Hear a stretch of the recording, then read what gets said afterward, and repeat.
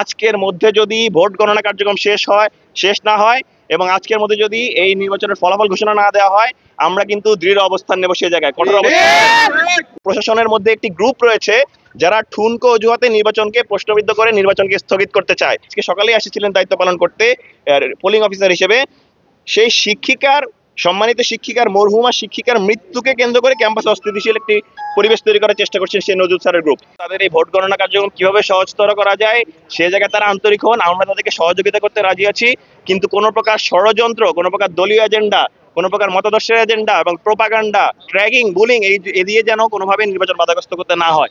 আমরা আশা রাখছি এই আজকের দিনের মধ্যে প্রশাসন নির্বাচন প্রক্রিয়া শেষ করবে, ভোট গণনা প্রক্রিয়া শেষ করবে এবং আমরা জাকসু নির্বাচনের যে ম্যান্ডেট, সেই শিক্ষার্থীরা যে ম্যান্ডেট দিয়েছে সেই ম্যান্ডেটটি আমরা সবার মধ্যে পাবো। অবশ্যই ভোট গণনা প্রক্রিয়া শেষ হওয়া মানে আজকের নির্বাচনের ফলাফল পাবো, আমরা সেটাই আশা করছি। কোনো দুটি আসলে একটা অপরের অন্তরায় নয়। অফিসার রয়েছেন যারা ভোট এখনো গণনা করছেন, তাদের নাভিশ্বাস উঠে গিয়েছে, তারা সব অসুস্থ হয়ে পড়ছেন।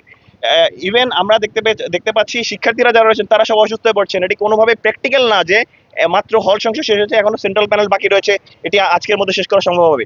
আমরা কিছু গুরুতর অভিযোগ আপনাদেরকে করতে চাই। প্রথমত, প্রশাসনের মধ্যে একটি গ্রুপ রয়েছে যারা ঠুনকো অজুহাতে নির্বাচনকে প্রশ্নবিদ্ধ করে নির্বাচনকে স্থগিত করতে চায়। এই ছাত্রদলের এই ঠুনকো অজুহাতে তারা ওএমআর মেশিন যেমন বাদ দিয়েছে এবং আমরা এই অভিযোগগুলো দিয়ে তারা আসলে একই সাথে নির্বাচনকেও বানচাল করতে চাচ্ছে। দ্বিতীয়ত, নির্বাচন বানচালে মূলত ইন্ধন দিচ্ছেন এই বিশ্ববিদ্যালয়ের শিক্ষকদের বিএনপি নেতা নজরুল সাহেব, মাফরুজ সত্তার সাহেব, যারাই মূলত নির্বাচনের এই সমগ্র অব্যবস্থাপনার জন্য দায়ী ছিলেন। তৃতীয়ত, বিএনপি নেতা নজরুল স্যার তিনি একটি মেয়েদের একটি হলে প্রবেশ হয়েও অন্য হলে ঢুকে তিনি মব সৃষ্টি করেছেন এবং নির্বাচন বন্ধ রাখার জন্য, সাময়িক স্থগিত রাখার জন্য তিনি দায়ী ছিলেন। চতুর্থত, ছাত্রদলকে ব্যবহার করে তিনি ক্যাম্পাসে অস্থিতিশীল পরিবেশ সৃষ্টি করার চেষ্টা করেছেন। তারা বিভিন্ন জায়গায় উস্কে দিয়েছেন, বিভিন্ন জায়গায় দেখা গেছে প্রাক্তন শিক্ষার্থী যারা রয়েছে, প্রাক্তন শিক্ষার্থীরা হলের ভোট কেন্দ্রের বাইরে অবস্থান করছে, অথচ দেখা গেছে তাদের ব্যাপারে কোনো প্রকার ব্যবস্থা গ্রহণ করেনি। সর্বশেষ আজ সকালে নির্বাচনের দায়িত্ব পালন করতে এসেছিলেন যিনি গতকাল দায়িত্ব পালন করেননি, আজকে সকালে এসেছিলেন দায়িত্ব পালন করতে পোলিং অফিসার হিসেবে। সেই সম্মানিত শিক্ষিকার, মরহুমা শিক্ষিকার মৃত্যুকে কেন্দ্র করে ক্যাম্পাসে অস্থিতিশীল একটি পরিবেশ তৈরি করার চেষ্টা করছেন সেই নজরুল স্যারের গ্রুপ। আমরা স্পষ্ট ভাষায় বলে দিতে চাই, এই ক্যাম্পাস কোনো স্যারের গ্রুপের নয়, এই ক্যাম্পাস কোনো দলের নয়।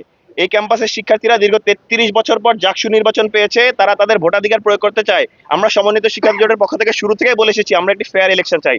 আমরা নির্বাচিত হই কিংবা না হই আমাদের কোনো সমস্যা নেই, কিন্তু শিক্ষার্থীরা যেন তাদের প্রতিনিধি বাছাই করে নিতে পারে। কিন্তু আমরা দেখতে পেয়েছি যারা শিক্ষার্থীদের ম্যান্ডেট চায় না, যারা জোরপূর্বক ক্ষমতার বসতে চায়, যারা শিক্ষার্থীদের এই অভিভাবকত্ব দায়িত্বশীলের জায়গা থেকে নিজেদের ক্ষমতার আসীন বলে মনে করে, তারা আসলে সেই জায়গায় বাধা দিচ্ছে।